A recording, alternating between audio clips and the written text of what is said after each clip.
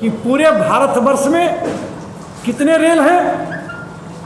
191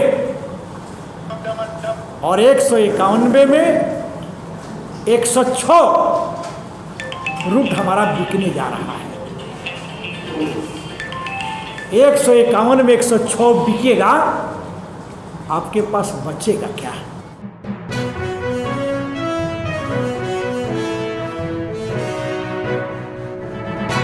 ये प्रेस वार्ता हम लोगों ने बुलाया है, यह शंखनाद है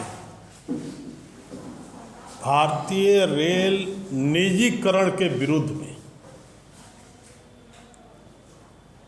इसके लिए हमारे राष्ट्रीय मुख्य संरक्षक श्री मिथिलेश कुमार सिंह जी, जो हमारे अभिभावक हैं,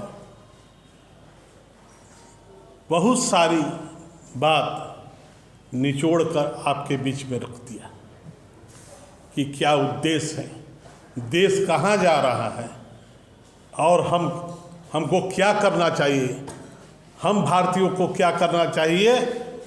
यह अब वह समय आ गया है। ईस्ट इंडिया कंपनी के माध्यम से देश में 200 बरस तक राज अंग्रेज के द्वारा किया गया और उस अंग्रेज से मुक्ति पाने के लिए हमारे देश के हर जात, हर धर्म, हर बिरादरी के लोग अपनी आहुति दी, कुर्बानी दी।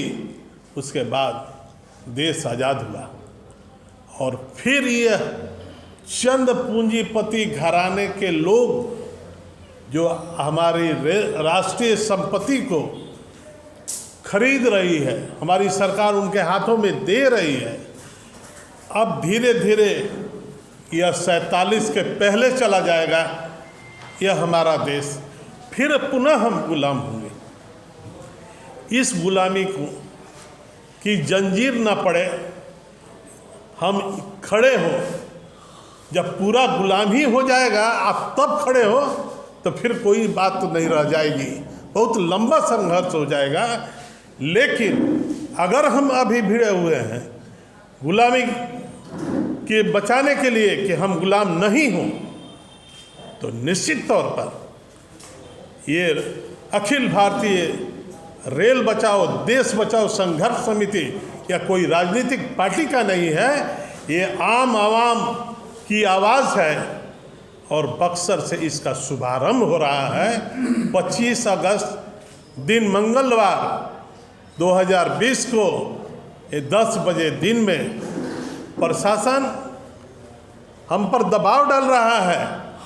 कभी कमांडेंट के यहाँ से फ़ोन आता है, कभी जीआरपी से फ़ोन आता है, कभी एसडीओ यहाँ से आता है कि आपको अनुमति नहीं है। हम कहा साहब अनुमति हमने नहीं मांगा है, आपसे हमारा मौलिक अधिकार है संविधान में। मैं अपनी बात को रखूँगा और स्थल पर पहुँचूँगा, चूँकि सत्याग्रह है और यह सत्याग्रह बक्सर से स्टार्ट होगा और गांधी जी के बताए हुए रास्ते पर सत्य अहिंसा के स्वरूप लेगा और हम आगे बढ़ेंगे।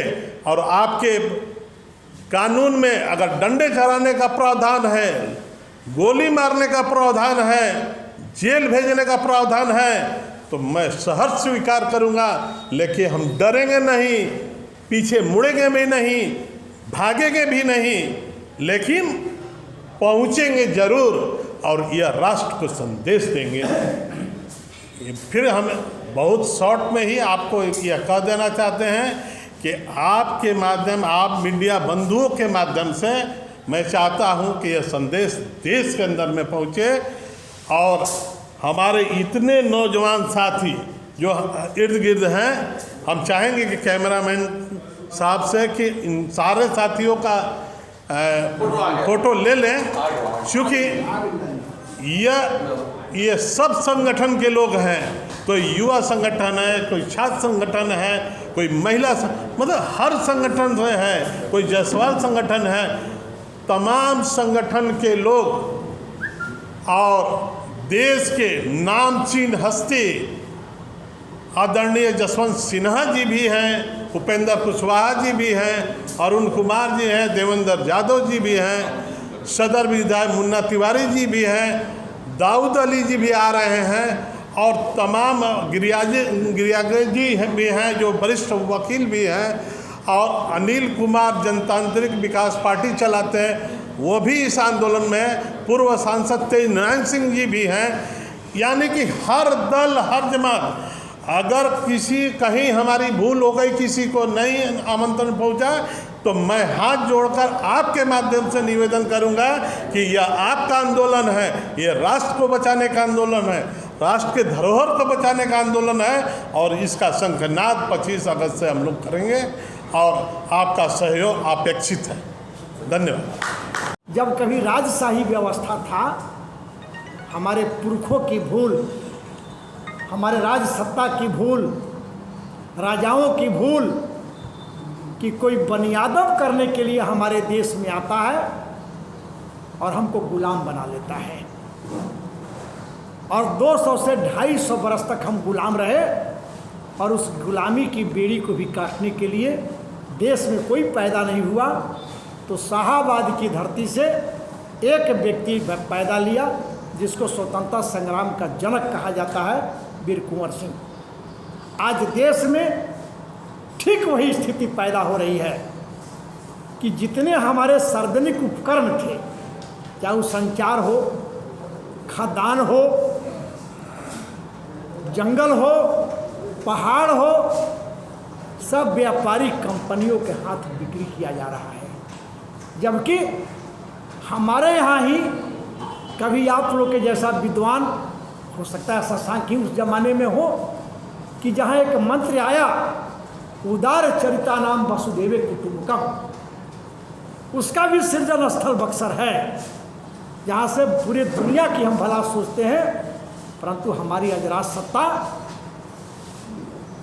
सारे संस्कारों को बेच करके, सारे हमारे उपक्रमों को बेच करके कह तो दिया कि 20 लाख करोड़ का हम पैकेज दे रहे हैं देश को, मगर 20 लाख करोड़ का पैकेज देने वाले के पास आज अपने एम्प्लॉई को वेतन देने का साधन नहीं है।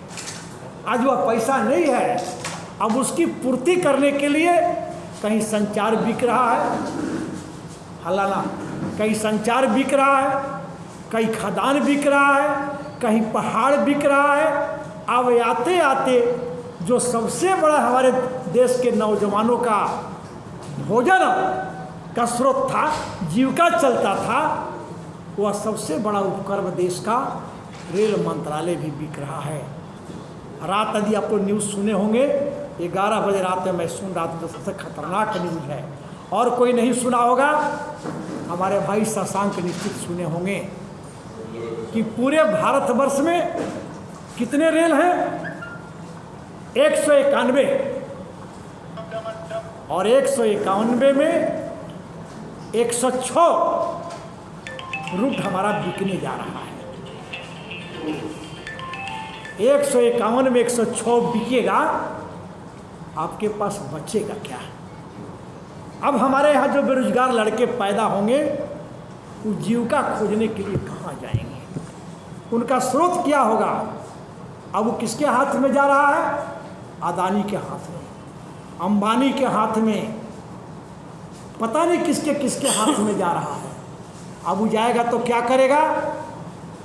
जो बुढ़ापे में एक आधार होता था पेंशन हमारा, यह तो नहीं ना कि जो लड़का आज पैदा लिया है कल वह बूढ़ा नहीं होगा, कल उसके बुढ़ापा के जीविका का क्या होगा? अब तो पेंशन नहीं मिलेगा। एक एक एम्प्लॉई जो चतुर्थ वर्गीय कर्मचारी था रेल में, उसमें भी 40,000 रुपया से कम वेतन किसी को नहीं मिलता था। मगर जब प्राइवेट जब हाथ में जाएगा तो अधिकतम सीमा होगा 25,000 रुपया।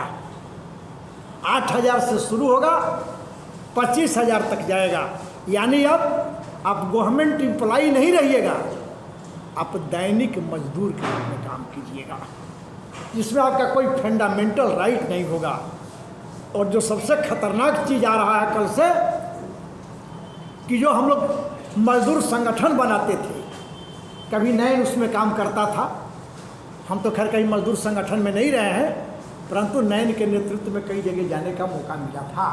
परंतु अब वह मजदूरों का संगठन बनाने का भी मौलिक अधिकार समाप्त होने जा रहा है। अब जब संगठन ही नहीं बनेगा तो आज रेल में यूनियन नहीं होगा, कारखाना में यूनियन नहीं होगा, कोलवरी में यूनियन नहीं होगा, तब किसान संगठन भी नहीं बनेगा, बनिया संगठन भी नहीं बनेगा, छात्र संगठन भी नहीं बनेगा। नतीजा क्या होगा? आप स्वतंत्र भारत के नागरिक नहीं होंगे, तब फिर एक गुलाम भारत होगा।